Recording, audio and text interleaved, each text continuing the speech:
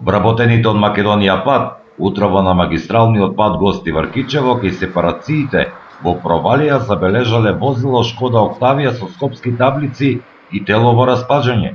Раководителот на гостиварската секција, Васе Топузовски, го пријавил случајот во полициската станица во Гостивар.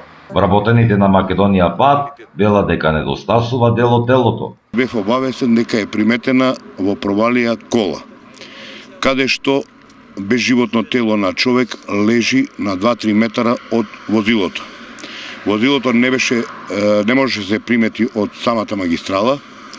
Јас под мобилни телефон ги обавестив, ако веќе човекот да се приближа до него, телото дава знаци за живот, да му помогнат, меѓутоа бев обавестен дека телото не дава знаци на живот и дека е во фаза на распаѓање. Крај телото е пронајдена патна исправа на лице од Скопје, родено 1975 година, но се уште нема потврда дека документот припаѓа на настраданиот.